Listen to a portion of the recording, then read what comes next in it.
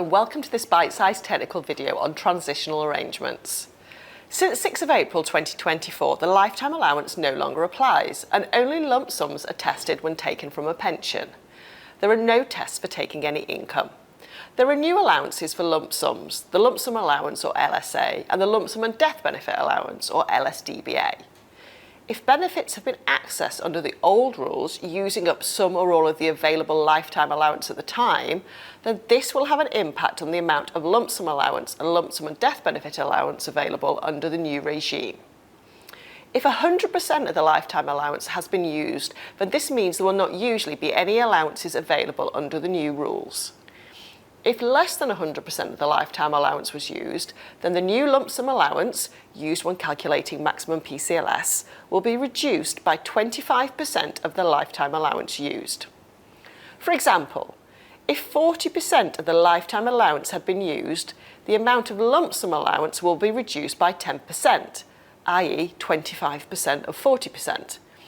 Then that is applied to 1,073,100 to give a monetary figure. This gives a reduction of £173,310.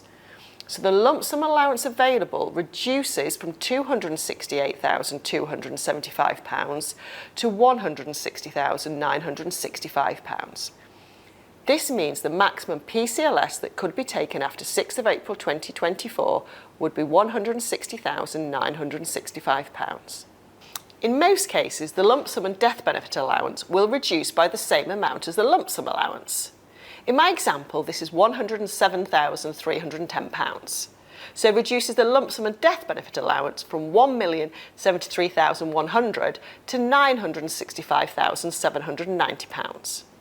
The exception is if the lifetime allowance was used up by taking a serious ill health lump sum or by paying out a lump sum death benefit in relation to the member who died before age 75. In these cases, then the lump sum and death benefit allowance is reduced by 100% of the lifetime allowance used. With the exception of serious ill health lump sums, the lump sum and death benefit allowance is only of relevance when the member dies, and it's important to remember that only lump sums are tested. This means that as long as death benefits can be paid to the beneficiary's income, then you do not need to worry about availability of the lump sum and death benefit allowance. It's also important to note that any benefits crystallised before 6th of April 2024 aren't tested against the lump sum and death benefit allowance, even if they are paid out as a lump sum on death. One last point on transitional arrangements. The calculation I've talked about are standard calculations, which will take place at the first relevant benefit crystallisation event on or after 6th of April 2024. If these calculations don't reflect the amount of tax-free lump sum actually taken and appropriate evidence can be obtained, it may be possible to apply for a transitional tax-free amount certificate, which can be used instead.